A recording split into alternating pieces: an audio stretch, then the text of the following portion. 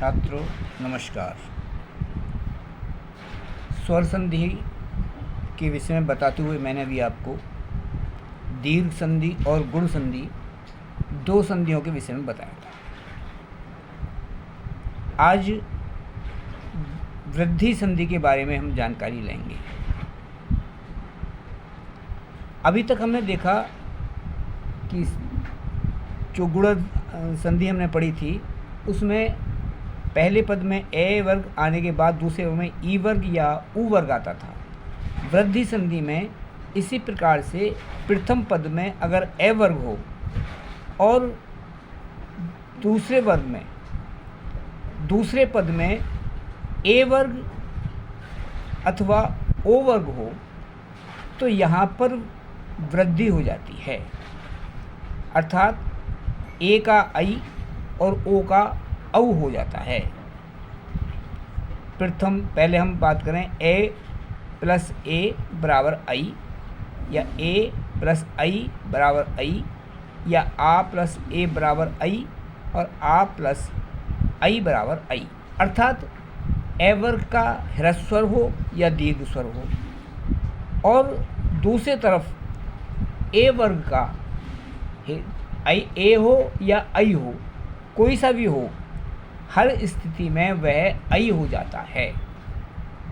अब उदाहरण देखें, अद्य प्लस ए, अद्य में ए है और इधर ए है, दोनों मिलकर हो गए अद्यैव। अद्यैव मत प्लस ऐक्यम, यहाँ पर पहले पद में ए है लेकिन दूसरे वर्ग में आई है, तब भी यहाँ पर आई रहेगा, मतैक्यम मतैक्यम। तथा धन एव, तथैव, यहाँ आव था, आ के साथ ए आया तो क्या हो गया, आई हो गया, तथैव।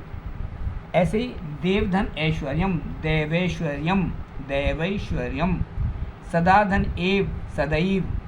गोपधन ऐश्वर्य, गोपेश्वर्य, अर्थात ए का आई हो जाएगा। फिर ध्यान दें कि ए वर्ग के साथ अगर ए वर्ग आता है तो आई हो जाता है। दूसरा इसी प्रकार से ए वर्ग के साथ अगर ओ आ जाए, ओ औ दोनों में से कोई सा भी हो तो ऐसी स्थिति में भी वो उसमें वृद्धि होकर के औ हो जाता है। जिसे गंगा प्लस औधम, गंगौधम। वन प्लस औषधि, वनौषधि। महा प्लस ओज, महोज। परम प्लस औदार्यम, परमौदार्यम। महा प्लस औषधम, महोषधम। समय प्लस औचित्यम, समयोचित्यम। इस प्रकार से इसमें दो बातें ध्यान में रखनी है।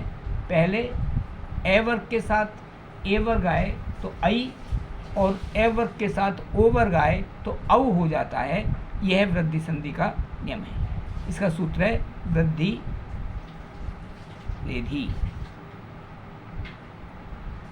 पुनश्च देखिए, अब एक बार फिर हम अब तक जो संधि पढ़ी उन तीनों पर ध्यान कर लें। तो हमने पहले पढ़ी थी दीर्घ संधि। दीर्घ संधि में शब्द कैसे होते हैं, इनको हम विच्छेद करें तो कैसे करें। जैसे रवींद्र, रवींद्र, रवींद्र का क्या होगा, रवि प्लस इंद्र, यानी दोनों तरफ ह्रस्व ई आ जाएगा।